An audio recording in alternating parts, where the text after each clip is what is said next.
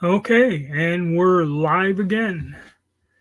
And when I come up with this idea of going live in the countdown to the election, 41 more days, uh, I was thinking to myself after doing this, about four or five of them, how am I going to keep up with some kind of a topic, can it for the next 40 days? Well, don't take much. I, all the stuff that came in all over uh, this morning and the rumors, conspiracy theories, and other things. Hey, Sean. First off, goddamn allergies. I guess the biggest and tragic thing is, I guess, Hawktaw Girl, which I seen it on Facebook, I seen it on YouTube. Really didn't quite understand what all this was. And I guess somebody was making a Twitter video or Twitter. Okay, good morning, Peter. And this girl made a comment, it went viral, and all of a sudden she's at some small town in Tennessee, quits her job, becomes a internet celebrity, getting her own shows, reality shows, all this other stuff, and makes $500,000 donation from selling T-shirts, only in America. Okay, have no idea, but it's and really, other than little clips, you never really hear what the hell these people are talking about. You know, a good-looking woman. I ain't gonna argue with that, but it's starting to fall apart. I guess she was supposed to have her own podcast or something, and it flopped, or they canceled it, or postponed it, or I don't know. So don't look good. Look like the empire's crumbling. So, now we got the really super important shit out of the way. Uh, I guess two big things. And again, all these things are done. It's grandstanding. It's to throw off everything. One, I guess they're saying war is imminent because things do not look good in either one of those two areas that have a major ongoing conflict, both in Europe and the Middle East. And things are getting more intense. And I think it's being deliberately done prior to the election to add more confusion, more mayhem, and more fear in everyone before that.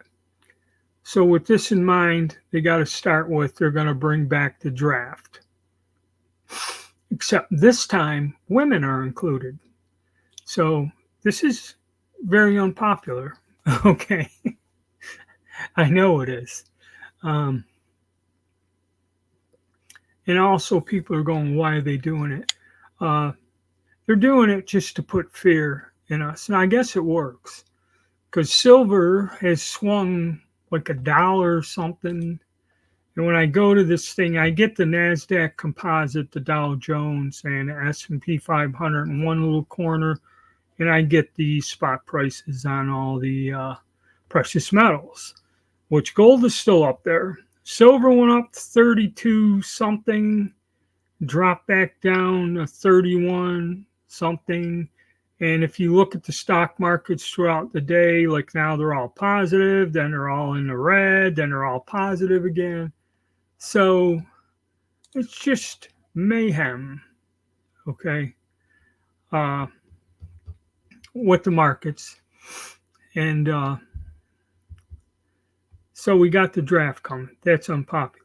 Then the next thing, the big thing with redacted and all the super duper conspiracy news is, like I said in the title here, they're preparing for a mass casualty event.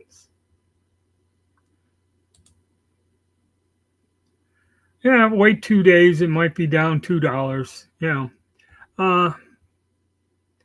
So Now, what do they mean by this?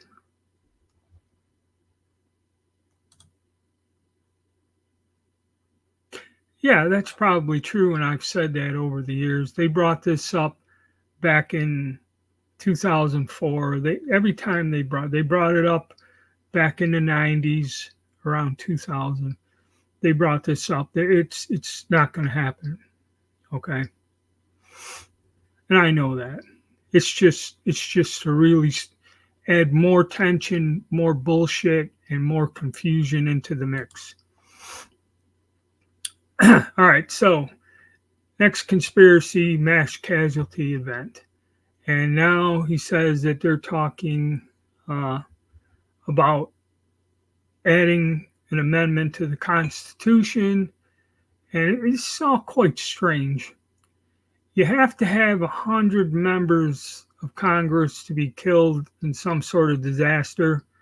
And I guess if anyone does unexpectedly die through a car accident, illness, or whatever, there's a procedure where you replace these people through a special election.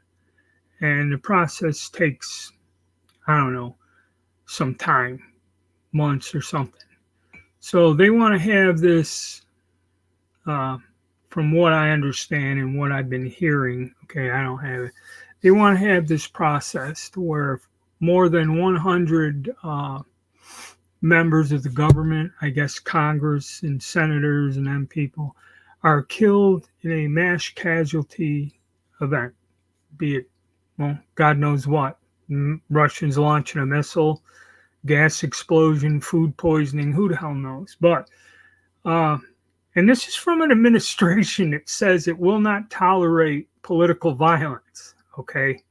They're like planning for political violence.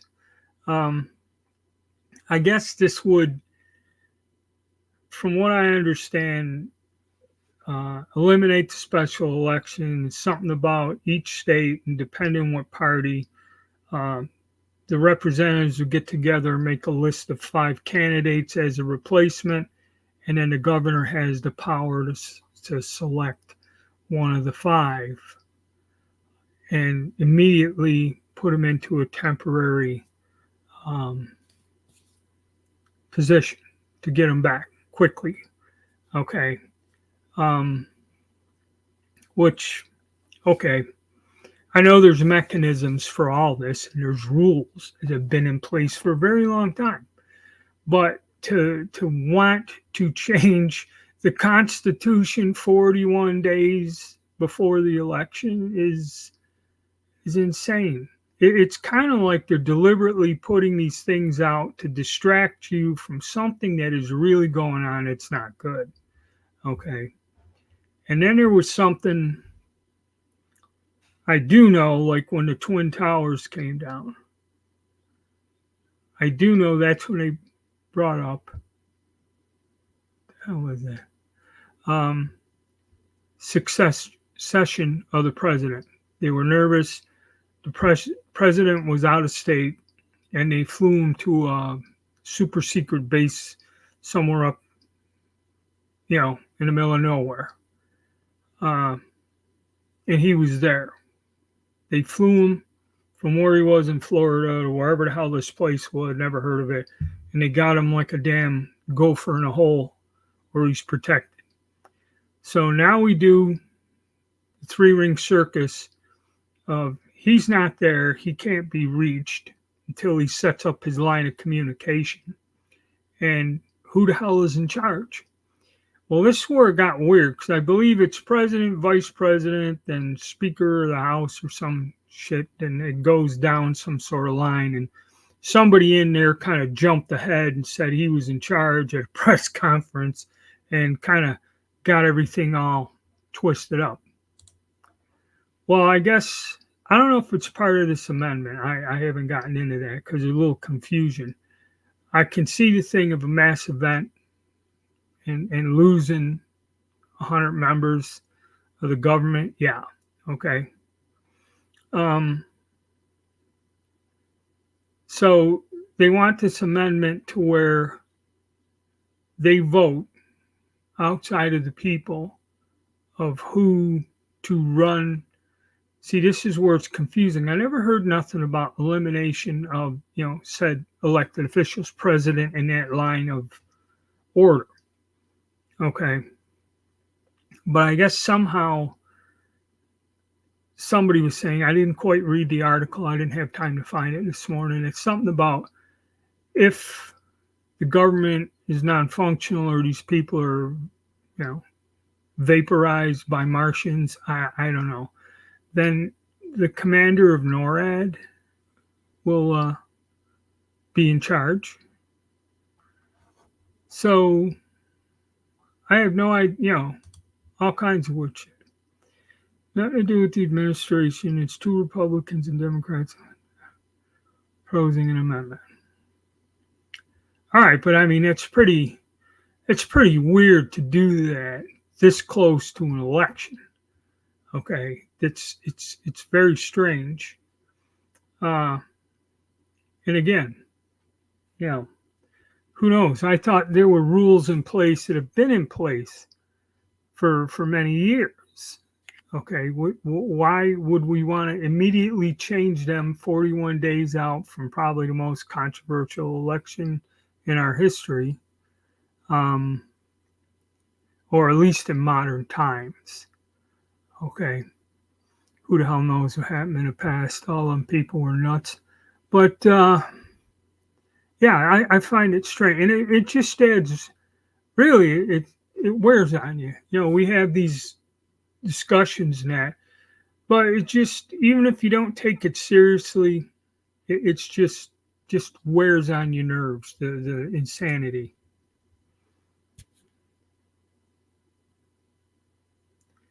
Okay, what whack jobs are running around the country with guns? You had one guy going to shoot Trump. But that's, like I said, when we talked about the other assassination attempts, like on President Ford, where one of Charlie Manson's girls tried whacking him. And, President Reagan was shot by somebody who did it to impress Jodie Foster, out of all the reasons in the world to do that. And I don't know if they released that guy after all these years, because I think she went and complained about it, that I guess all these years he's still been trying to send her letters. So, could happen to anybody, but any political figure, because I forget. And there was an incident, I think it was with President Obama. I'm not quite sure. But somebody got elected and someone came up to the gates outside the White House. Okay, in the middle of the day, just walked up on the sidewalk like anyone else.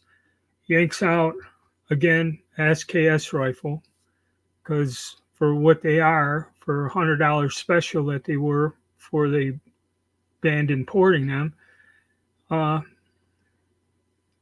pretty good weapon to use, on a budget. And he just started firing indiscriminately at the White House. I think somebody came out of a car, just somebody in a suit, and the distance is so far, and all the people were on there looking, women, children, and this guy just waved to all the people on the fence. So I guess he thought it was the president, and started shooting. Yeah, they released him from the hospital. That was a few years ago, wasn't it? Because I remember.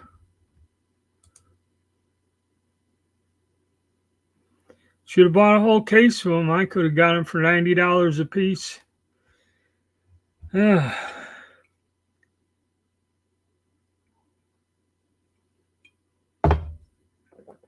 yeah, that's unfortunately that comes with the territory.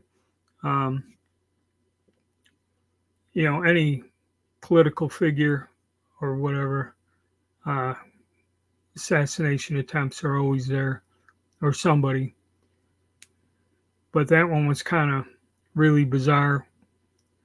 The last one with Trump.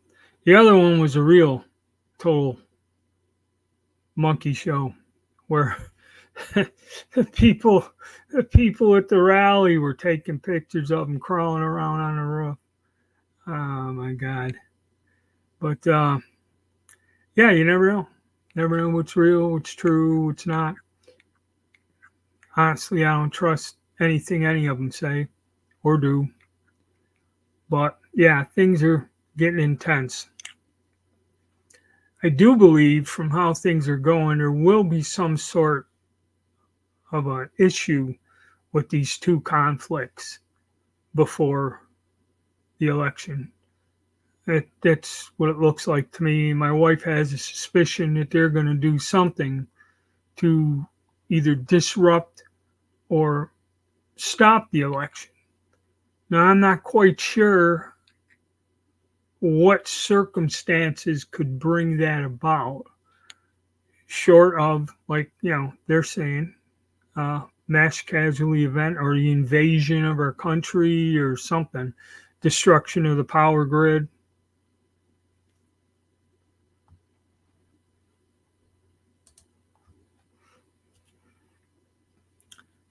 Yeah, because they're getting bloody, and I guess they said they're sending more ships out uh, to do that because the carriers are nothing but a floating airbase. Um, they have a contingent of Marines, and probably there's some amphibs with a bunch of them jackasses on there. They like that. They like getting turned loose. Uh,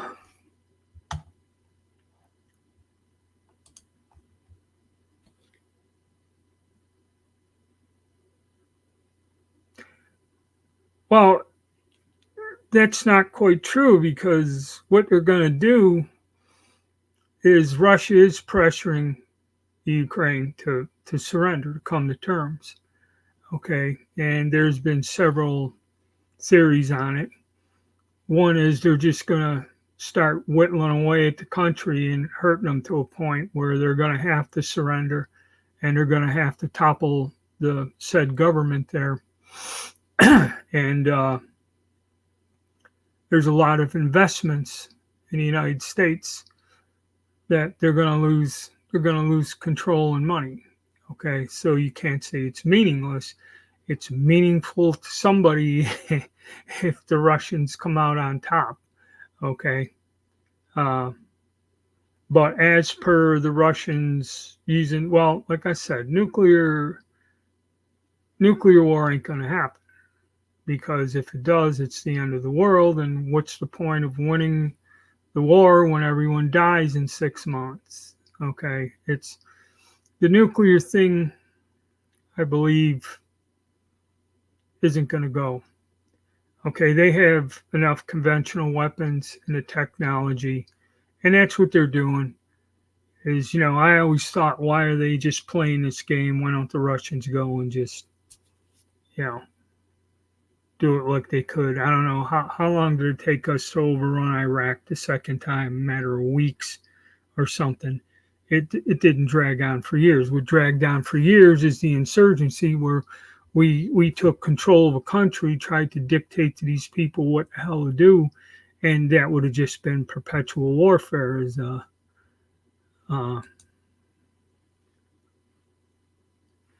not meaningful to the U.S. populace as a whole. I meant. Well, the strange thing is, I see people when these conflicts come out, it's like watching a football game.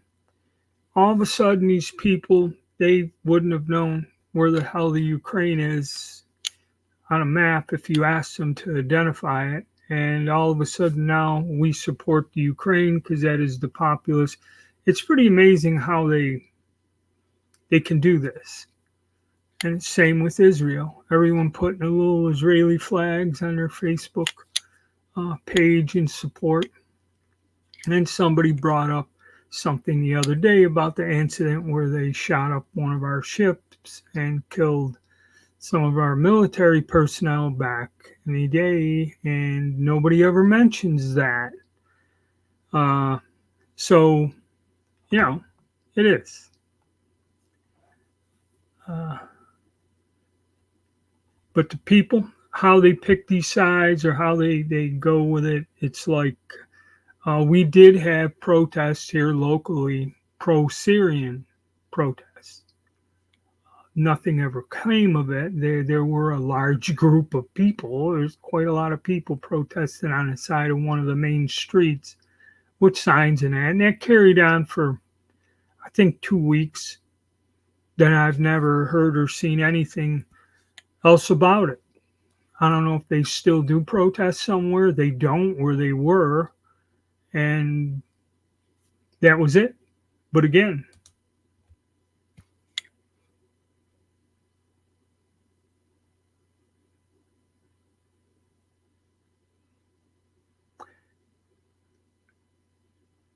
you, you know, doesn't have enough strength to force Ukraine to capitulate. Well, kind of have to disagree with that. We were up against them people during the Cold War. Uh, that's not a true statement. He has the manpower, he has the weapons, the technology, and everyone tries to say that he's running short and all this other crap, and that's not quite true. I don't believe that for a damn minute. Okay, I don't believe that Russia has been in a weak position during any of this nonsense.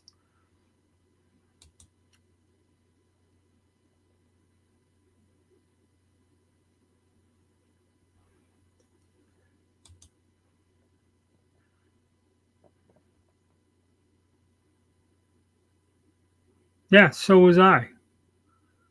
Okay, you went on one of them tours like I did. Okay, they are Russian until you go to the western part of the Ukraine. But we'll see what nobody understands the history of that. During what period of time, what the hell country was it? If you look at maps from different things going back 1,000 years, okay, that western Ukrainian area was controlled by Poland on several occasions. Even after World War II, they controlled the western part of Ukraine, sections of it. And then I think it was the Latvians. There was one point in time when Latvia was a hell of a lot bigger than what it is now. Okay. I don't know if it was 1500s, 1400s, whatever, but it's gone back and forth over the past 1,000 or so years of who controlled that.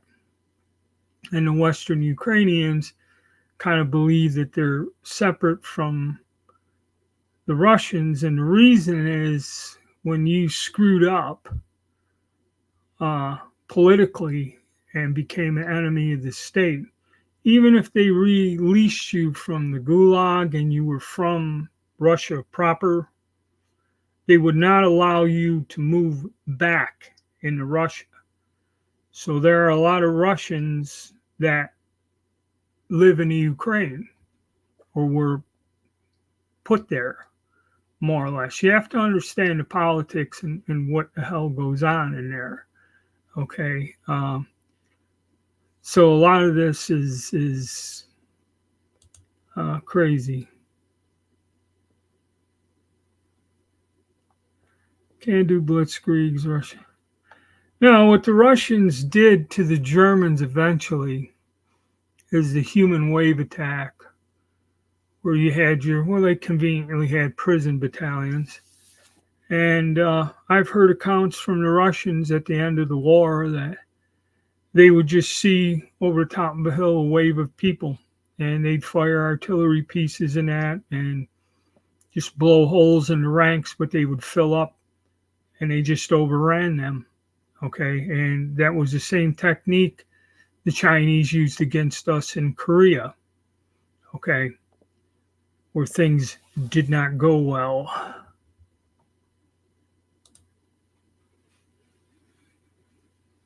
No, okay, the U.S. Embassy. I think I went past that in Kiev. Is that where it was up there? Yeah, in Kiev, the U.S. Embassy.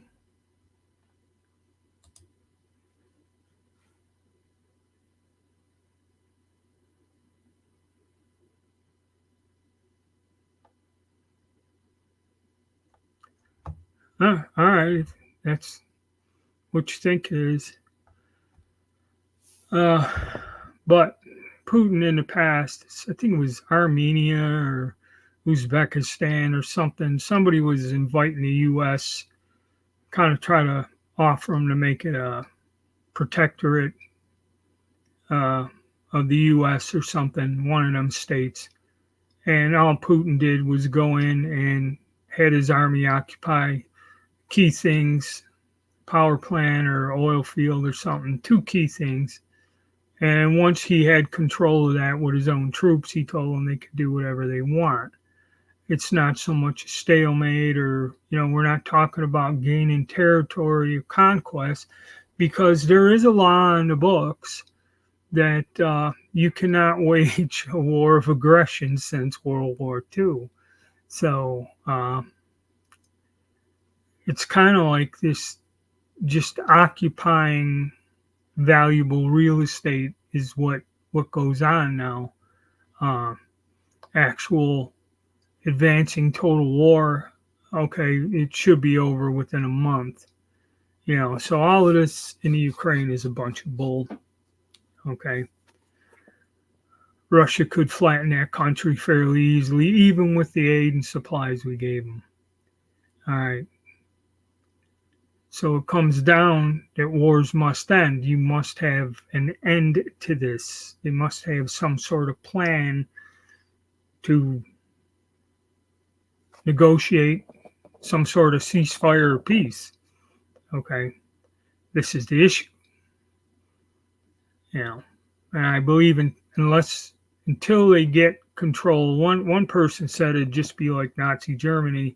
He goes, at the end of the war, did Hitler sign a surrender? Did Goebbels, Goering, or any of them do it? No, it was some army general because most of them killed themselves and weren't there.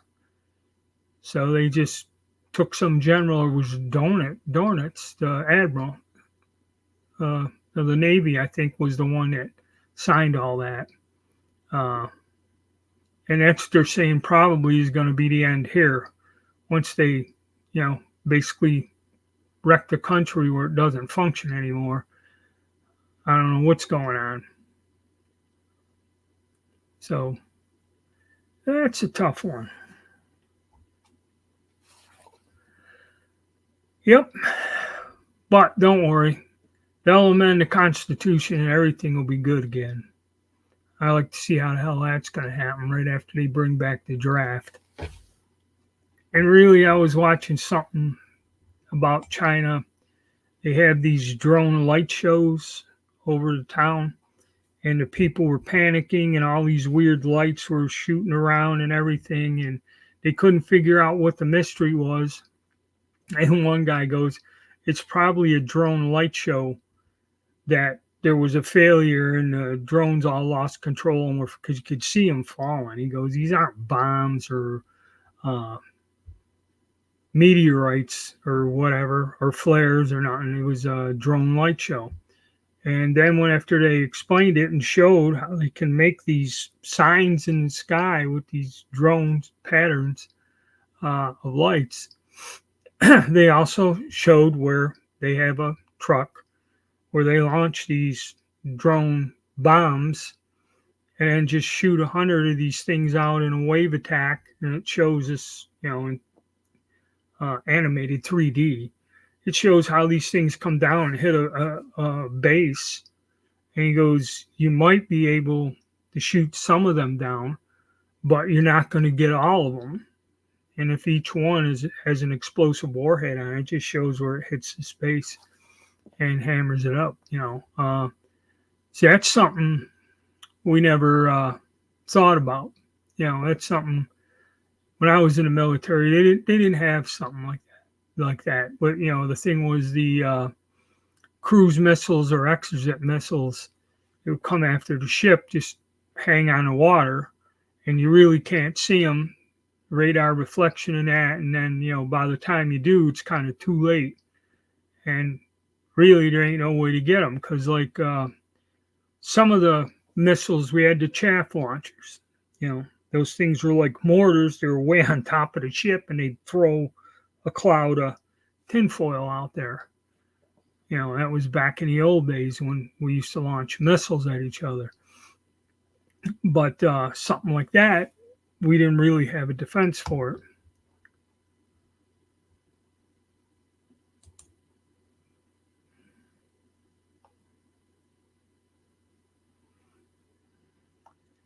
$89.90. Okay. Yeah, that's about what Academy was selling them small rifle primers I bought. And that was a while ago. Did they have any limits or anything on them? I mean, when I went there, I was surprised. The guy said, I said, is there a limit? And he said, no. He goes, if you want more, he goes, take everything on the shelf. If you want more, he goes, I have more in the back. Just tell me how much you want. And you can buy as many as we got for that if you want, but still kind of steep. $90 for 1,000 in sales tax. You're looking again at $100, something that used to be $30. That's why I bought those. I got them over here. Ginix primers. They come out to be $57 a box or $5.70. Yeah, see, a lot of this stuff. Well, it's been 35 years since I've gotten out of the service, so yeah, in 35 years things are a lot different. Yeah, no limits on primers. See, that's the thing. A lot of places have limits or used to. Now they don't. So I don't know. But yeah, that's a US brand name. A US brand name you're going to be paying 90 to 100 for. Be it CCI, Winchester, Federal. I haven't seen Federal primers in a while. Of course, I haven't looked either. That's why I kind of stopped reloading. I mean, it's just getting at a point where I really can't afford to do it. It's not worth it.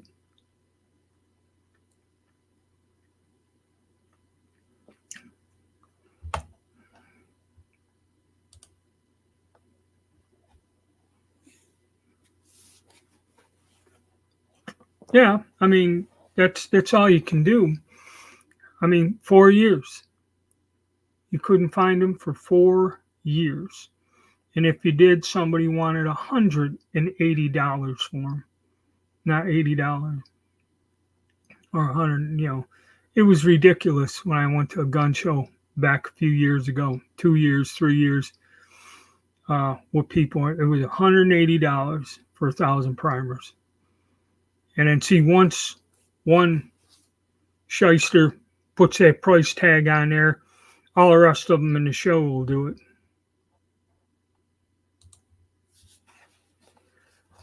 All right, good morning. So yeah, the reloading situation, it's not good. But like I said, ammunition is probably going to be at the lowest. 9mm. If you go on AmmoSeek, there's so many people selling it for. With the shipping, it comes out. It's $240 for 1,000 rounds of Blazer brass, which I found is probably the smoothest shooting you can find for that price. I've tried several different brands and had issues in some guns. The Blazer brass seems to work in all the handguns, even the more finicky ones. That's why I kind of like it. Some people don't like that ammo. The aluminum case stuff, nah, plus, I like having brass because you get something to reload, or you can even just throw it in a box and sell the stuff, and get some money back.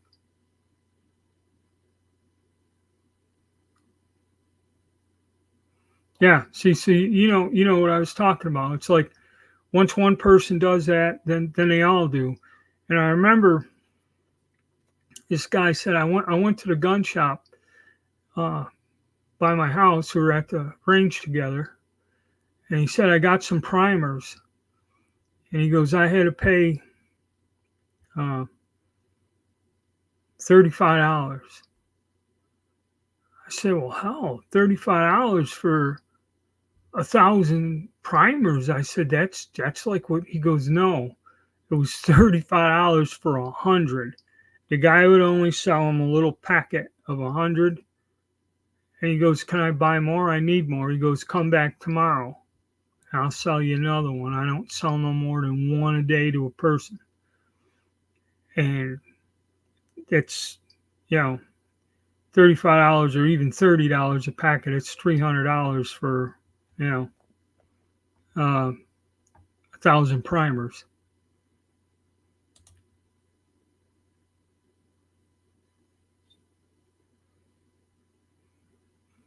A60.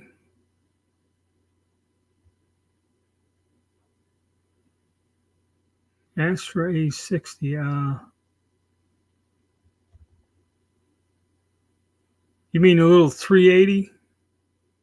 Is that the one? I can't remember I know I got the little 380 Astra and I got the full size, the 1921 or whatever they call it on the Astra. I still have both of them. But yeah, I think I still own that.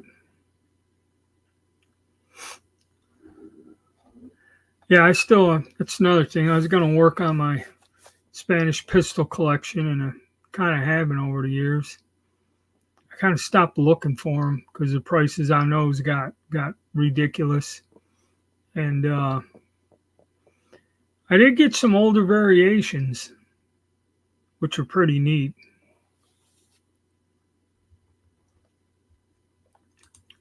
Well, they had the ad here. Where was it? Let me look. Centurion Auctions. Okay, they're having a change of date. And it was Mid-South. Free shipping and hazmat on all Ginex primers. So that is going on today, and I'm going to go there.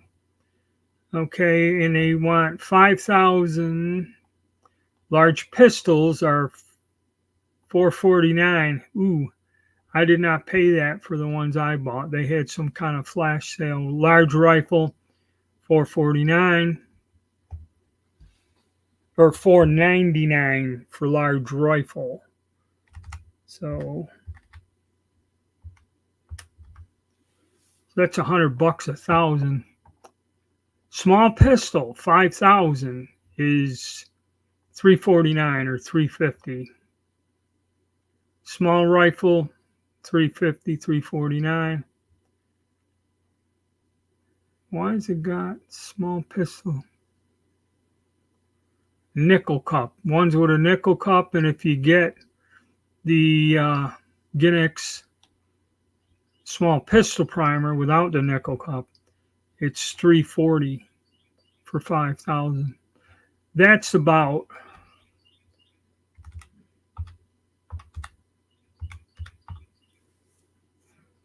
$68. It ain't really a damn bargain, okay? Because I didn't get them from that company. I didn't get them from Mid-South Shooter Supplies. I've done business with this company and done that, but these are pretty steep. But again, large rifle, $100, and that's not, so you paid $80 or $90 for Winchesters, which I think are a better primer. The Ginex primers are okay in a way, but I think all they're doing is adding the hazmat and shipping to the damn cost of the primers is what it is. Yeah, for $350. So they're probably just bumping up.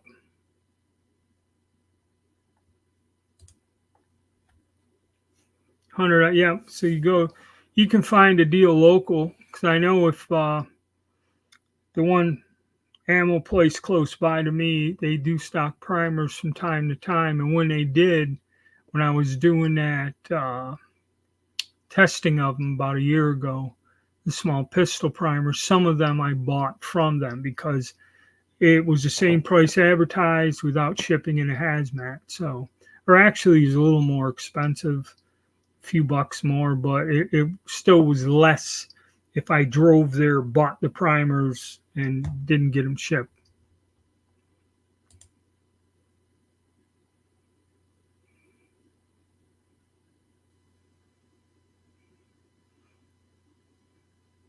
Yeah, see that's where you're going. They're adding the shipping and the hazmat and tax. Yeah, you forget 4.5. So you're going another $100.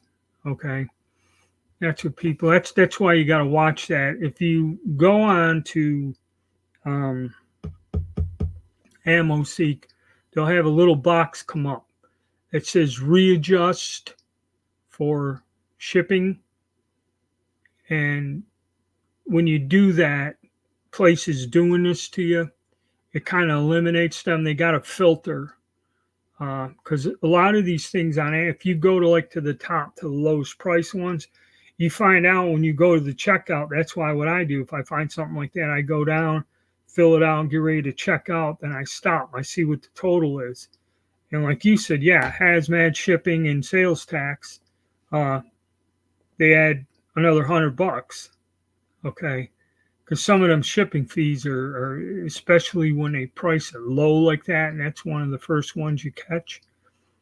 They want $40 shipping or something, then the hazmat, then the sales tax. It gets pretty intense.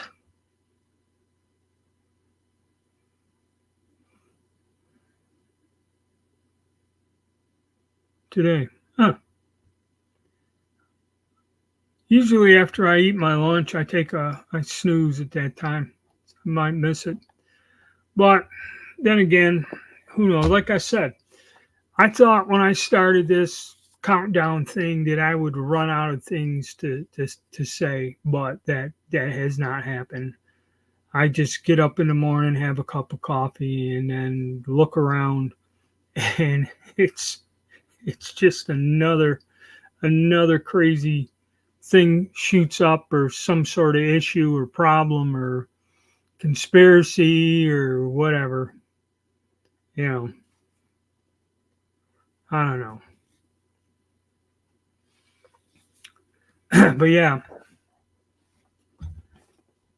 see, like I told you, that was a weird thing. I caught those large pistol primers on some sort of weird flash sale from an email.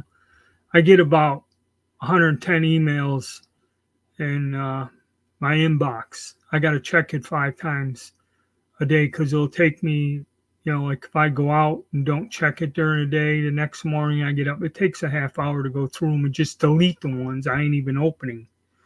But a vast majority of them are from all websites, that are selling either ammunition, guns, or something. I mean, I get them all, Buds, um, Grab a Gun, Gun Coyote, and then all these other ones. Where are they? Let's look.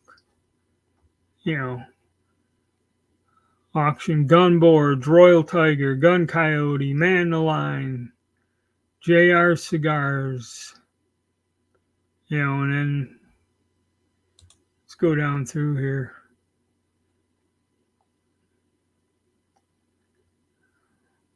And insurance, this, that, the other thing, emergency, political things, emergency.org, NRA, ILA, Battlehawk Armory, Daily Scrape, DK Firearms. And, I'm not complaining. I do this on purpose because I do run across some deals. Okay. And one of them was from buds. All right, Peter, take it easy. Have a good day. Buds had the new high point. I always wanted to get one just to test, and that's the deluxe model. Threaded barrel, says yeet cannon on the side, the grip safety, all this weird crap where they're trying to get in, because I guess they retail for about two or more hundred, a little over 200. And the old ones, just the plain ones, they were liquidating them and had them on clearance. You could get them for $100, brand new. And I didn't want one. I wanted one of the decked out new ones that they have all this weird crap on. They had them for like $135. And I said, let me see. So I went back there. I went back an hour later. They were sold out. And now they're two and a quarter, and they'll have them on sale for $2 or something. And I'm like, nah. I mean, it'd be nice just to get one reasonable, try it out, and see what, have some fun with it, make some content. But I don't want to go all the way with it. But you will find, and that's those primers, same thing. I grabbed them primers. It was like, I forget what it was, but it come out to, all right, let me figure out what it was.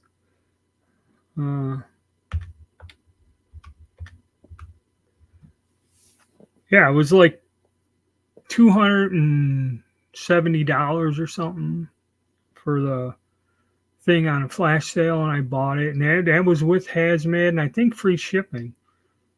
So yeah, it come out. I paid them just $280 for the 5,000, something like that. Come out to 5.7 cents a piece. So it was under $300. I got them shipped. Okay, so that was a deal, and they do work. The Ginnix, the Bosnian primers. I don't know if they're used by PPU or who knows. They got another state ammunition plant there or whatever. Or, it says product to Serbia, and I know PPU is depending on where the hell the border was in Serbia. So they've worked all right. Ones from Argentina are a little bit on a stiff side, and some striker fired guns at Serviso, whatever, Adventures, or whatever the hell it is. Those weren't bad. But if I put them in a military pistol, it's hammer fired, they work. And I forget what else I had. Most of them are right. Even Russian ones. To hell with. Let me look over here. Yeah, Merman. Never no issues with them. A lot of people use the Mermans. You never heard of them. The Wolf primers. The only thing you got to watch out with those is like when they were bringing the Wolf primers in. All these European countries use that weird powder that's really finely ground. If you ever pull apart any of them rifle cartridges and dump that powder out, it has the consistency of like talcum powder. Okay, it's like a powder, And something like that, like ball powder, needs a little bit hotter primer.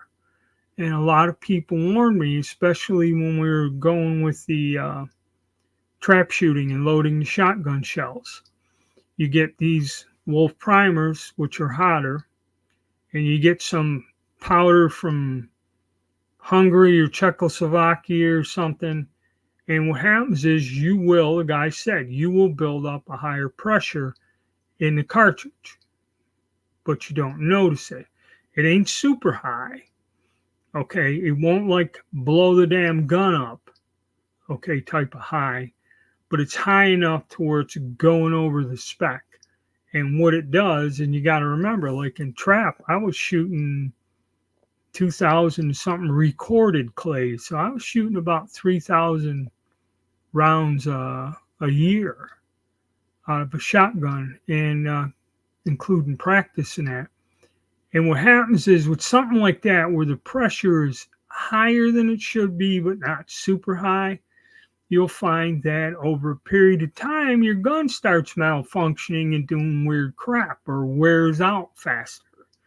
Okay, it's like taking a 357 Magnum, and I know guys will hand load a little bit more. Like one guy goes, a little bit more is better, right?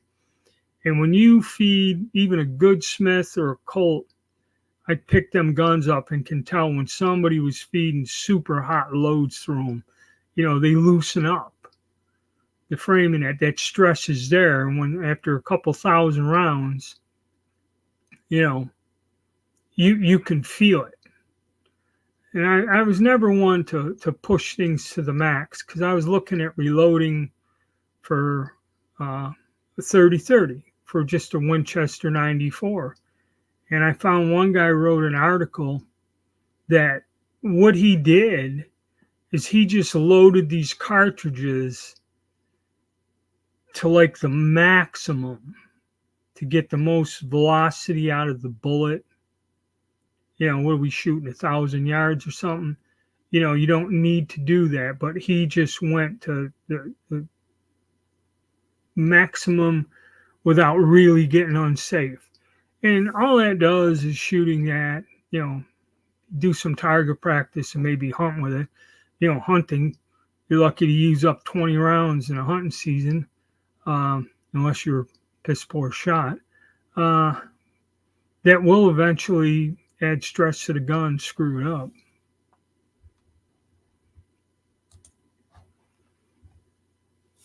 Yeah, just got to man up. That's why if you look at them trap guns, like the BT99,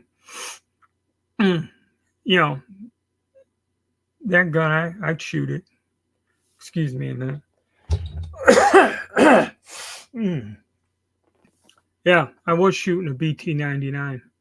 And then I had 1100. I'd shoot doubles. I was using Weatherby over and under to shoot doubles with, but I kind of gave it up. I did have another over and under. I had a Winchester, I think 101, and that gun was good. That was a good doubles gun. I ended up selling that. I don't shoot that anymore.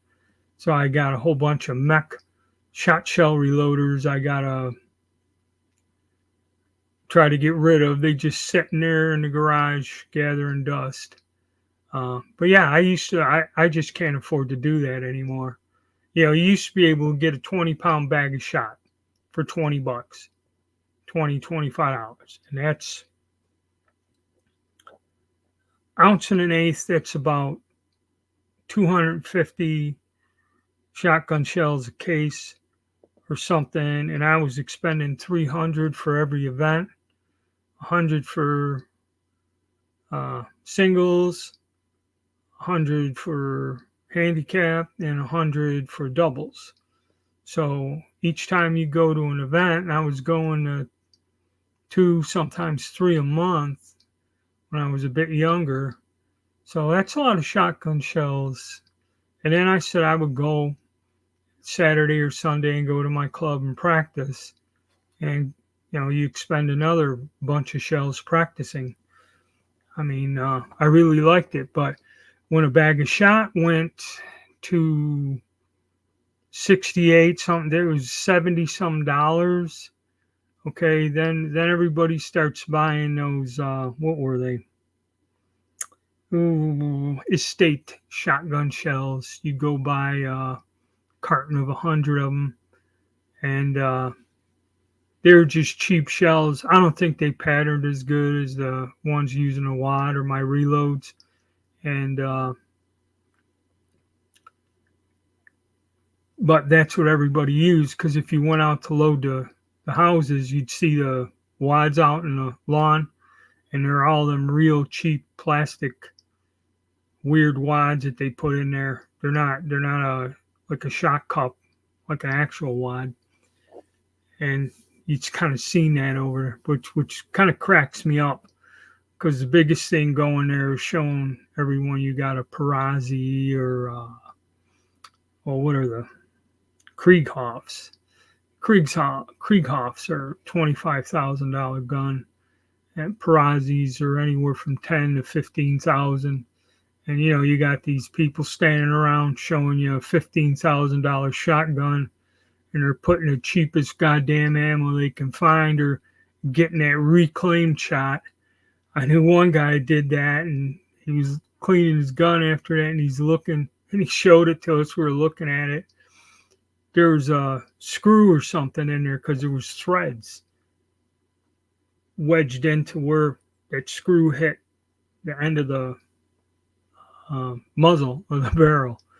So yeah, you want to hear some squealing and screaming then. But yeah, that's another thing. You all got to show off your expensive shotguns. So I kind of got tired of that. Still got a couple. I still got a whole. Let me see. 1, 2, 3. Still got 5 cases. Still got 1,000 rounds of shells. I should just go out and practice and shoot them up and sell the gun. I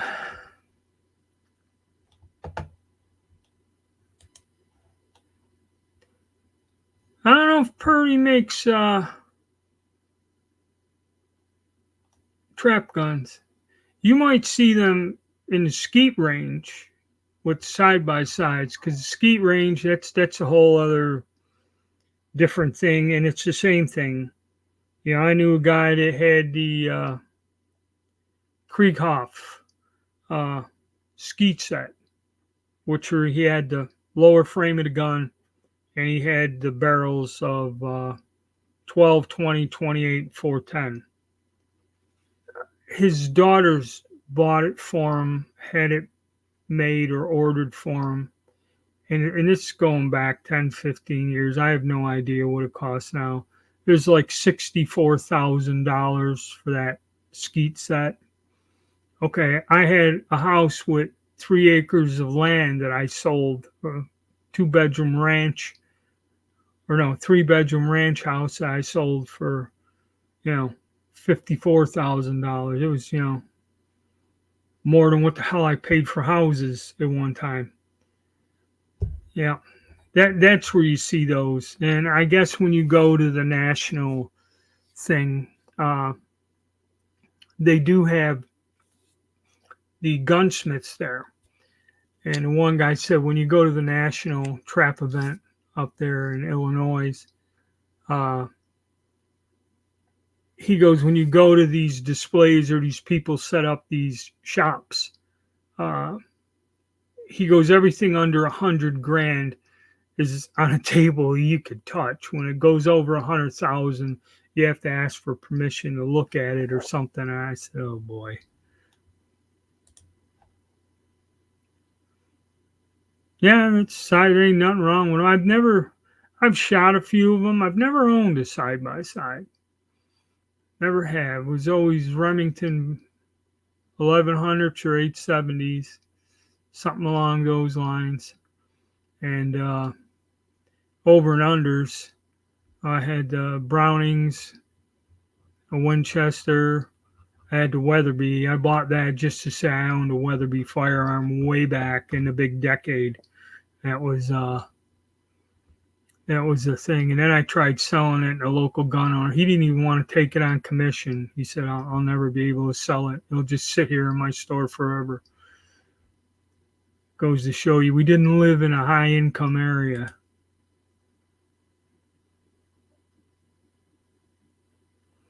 Parker Brothers. I don't know if it's Parker Brothers or something. I helped an old fellow sell an old side-by-side shot. No, it was a Fox, I think.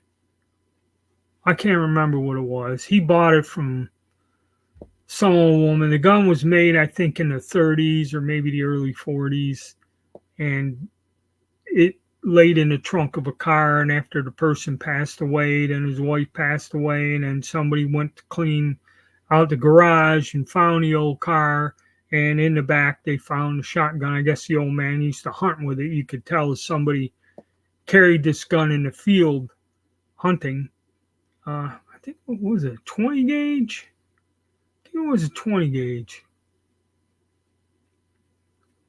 And I had to take a crash course, figure all this out. I ended up selling it for about $1,200. So, you know, I don't know what the hell he paid for it. Wily old bastard. Probably $100. But, but yeah, they can get expensive. You get some nice ones, and somebody will show up and buy one. You put an ad out there, you might have to wait a bit, but somebody comes up, and if they do, generally, uh,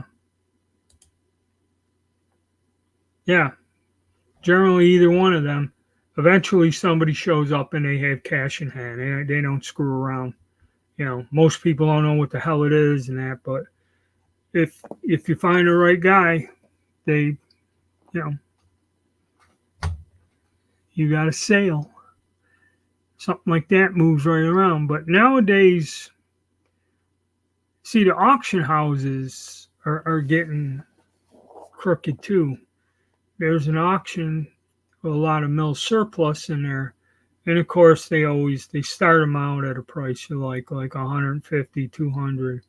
But even when you follow the live auction, I've been sitting there and I have these bids in, and it goes like from 150 that, then all of a sudden they'll tally it up when you're watching it live, and it goes from like 150, then bang, 700, and then the bidding starts up from there. Okay, and where they grab you, what I don't like is the one I did. They 20, I think it's 25% or something, or 20%. They take, yeah, I think it was 20, and I'm like, But now I see where it used to be 15, 17% as a buyer's premium. Okay. So as a buyer, it was 15 to 17 for cash. Add the online bidding, because these things are Arizona somewhere, and I'm bidding live online. So I have to go through that. That adds another percentage. Then if you're paying with a credit card, you end up paying 21, 22.5% as a buyer's premium, because I ain't sending them a check or wiring them the money. But that 17% buyer, if it doesn't matter how I pay them, it's going to add for being live there, so it knocks it up to 20%. And then I seen the one place I use is 20% from whatever the hammer is they take as a seller's premium. So if you're looking, see, they don't, the way they were auctioning it, there is no buyer's premium.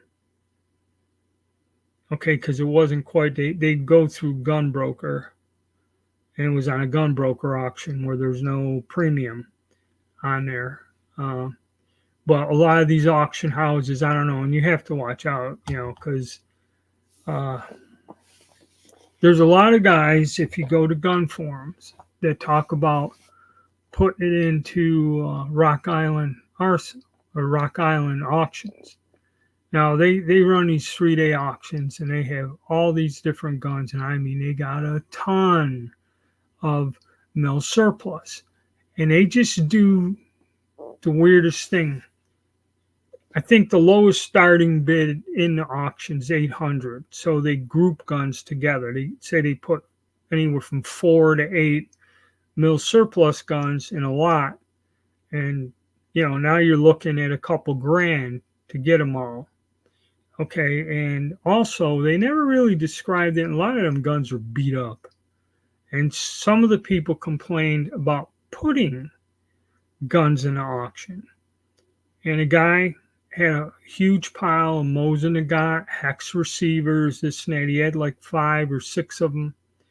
Well, he submitted them to those guys, and somehow he said they broke it up or did something, and he was very dissatisfied with the results. He did not get anything close to what the hell he thought he would, especially when you see the prices come down. And a lot of people complained that one guy was watching the auction, he put a bid in, and then it went up over what he bid, and he figured, oh well. And then they come back and said, well, there was a big that last bid you put in, you can have the lot for that or something. I never heard of that, but the one person did say that, and he told him no.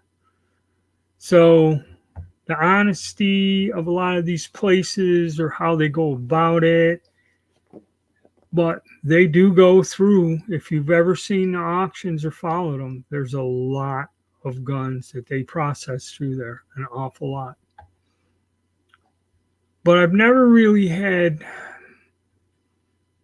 I had some guns I was going to place in another auction, a Muskegee auction, and they kind of lean more towards the older guns. I bought a lot of guns from them. They were antiques.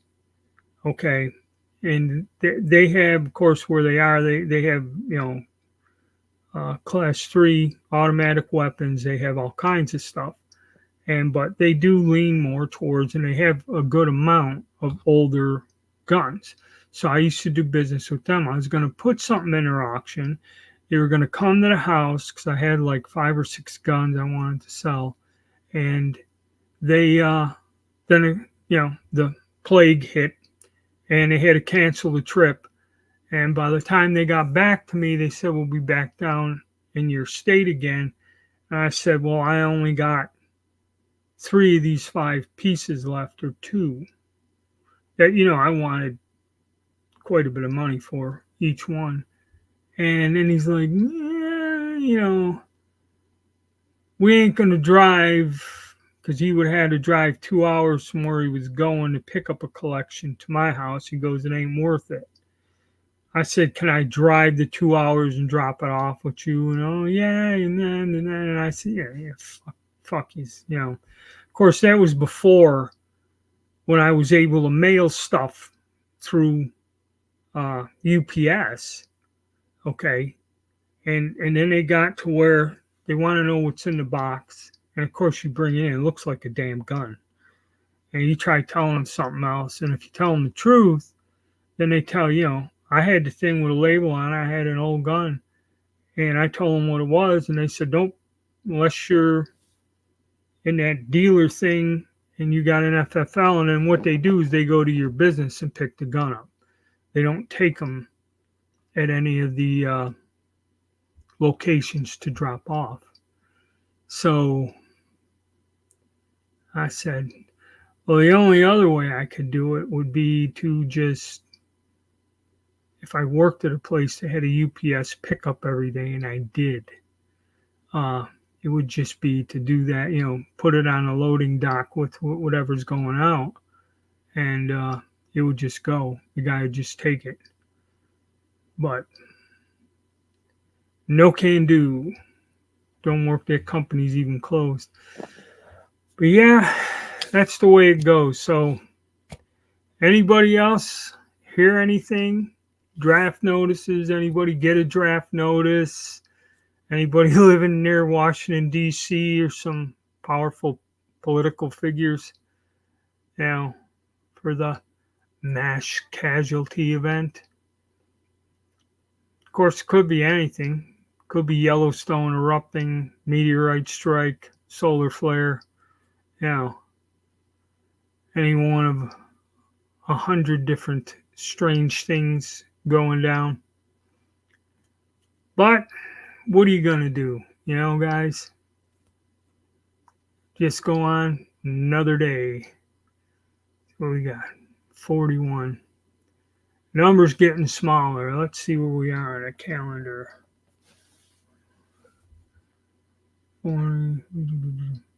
Hell, by next week, by Sunday, we'll be down into the 30s. Yeah. And we'll see. And we'll see if they can keep coming up with more weird crap. More conspiracy theories. More whatever. Political intrigue. Whatever we get going. But we are gathering more people, I see, through here. Anybody else got anything? Anything to discuss? Anything to bring to the topic? Score any decent guns lately? I will be running somewhat of a virtual garage sale. I'm going to work on that today and have that up later today. And whatever excess stuff I have, I'll just start getting. And I may have some duplicate uh, dies I'm getting rid of. And that I got so much stuff just to go through the clips and magazines and crap I got. Just get rid of stuff that's been lying around for years, 20, 30 years. Got to start cleaning up, lightening the load. Getting too old to be hanging on to everything because after I'm gone, they'll either throw it out or give it away, or nobody decent will get it.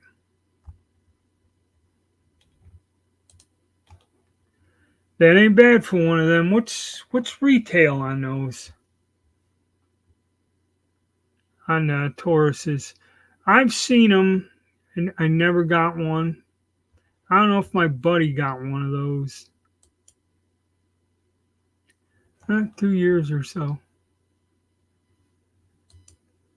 Let's take a quick look.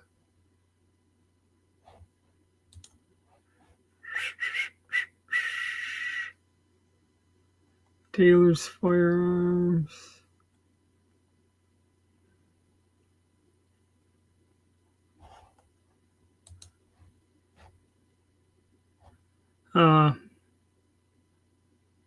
Yeah, I never got one of those. I always got the low. Well, see, the other ones, they're selling them. The G3s, G2s, all that other stuff.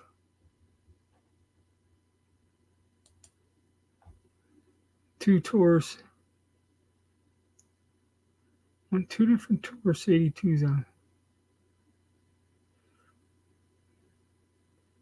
Yeah, the 82s ain't bad.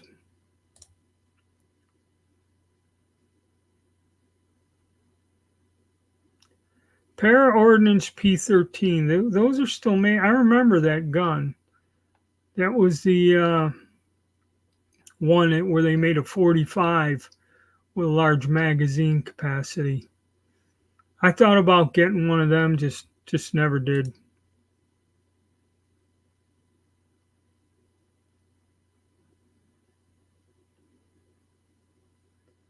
Oh, all right. That's what's going on at 2 or 3 today.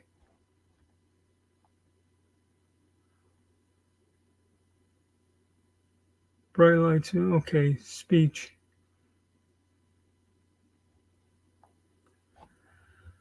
But yeah.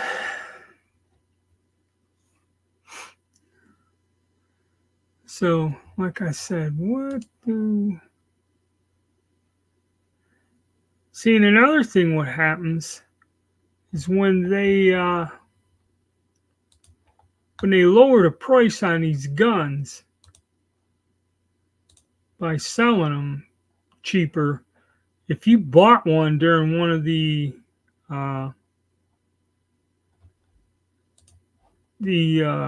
panics, and then you go to sell that gun used, and they're selling the damn thing.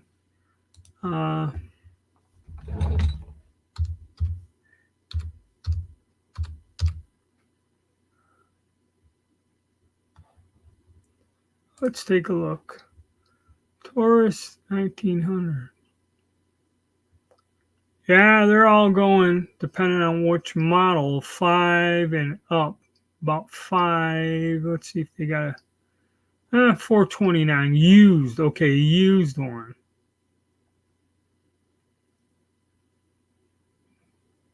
All right, yeah, so that ain't bad.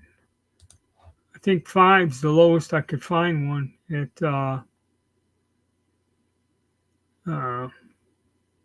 Buds. So that ain't a bad deal.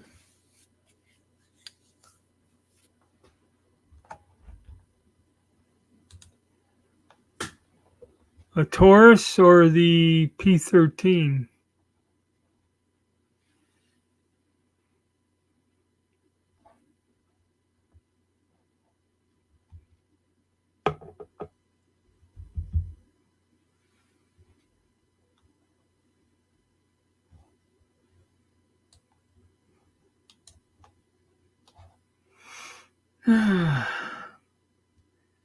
Well, went over an hour. Quite a bit. Yeah, but about 5 for Taurus, and they're good quality. But when you can get those, well, see, that's another thing what my friend said. The having the dovetails in the slide, you can change the sights around. Where those GI copies that the Turks make, where they're a good gun, but they're made like uh, a U.S. military gun. I think you can drift the rear sight, but you got that little itty bitty blade on there, which is tough to see. But then again, if you're a real man, who aims? Just shoot from the hip, what the hell? Yeah, Charter Arms, not good. I fired a couple revolvers over the year. The Charter Arms Bulldog, the one in 44 Special. I remember a friend of mine had one of them a long time ago, and none of us could shoot the 5 rounds. That was it. I mean, it was light and it recoiled hard. I seen a 38 that somebody had. It was my buddy's uncle. When we went to visit him, he showed us the gun, and he said that he bought it from this woman that bought the thing, loaded it, put it in the nightstand, and never fired it. And then she wanted to sell it, so he bought it from her, and he went out, loaded it, went to sell it. The gun didn't function. There was some kind of burr or something on the hammer that he took the gun apart, filed it, and then it worked. But he goes, that was a gun that would not function from the factory. He goes, he's lucky a woman never had to use it.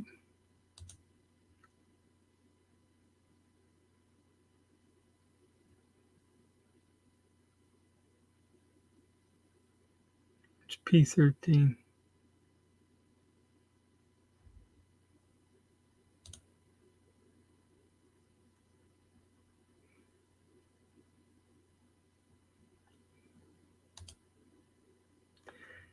Yeah, I haven't heard a pair of ordnance in a long time.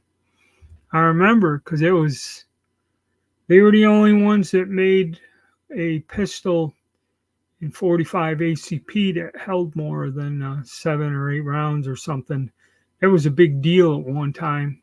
They had a whole line of guns, I know, for years, but I never know how popular. I can't remember if I went to a store and picked one up once. It's something about the grip just being too wide, because see, that's the problem with it. It's like with a Beretta 92.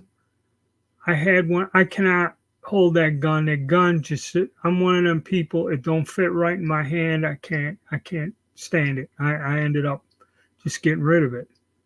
Now I got a Beretta 51 that, even with the funky buttons and stuff on there, 7-shot single stack, I point that damn thing, it's one of them Italian highway patrol guns. I can shoot that thing and not miss. I'd carry that damn thing before I'd carry a 92. I can shoot it.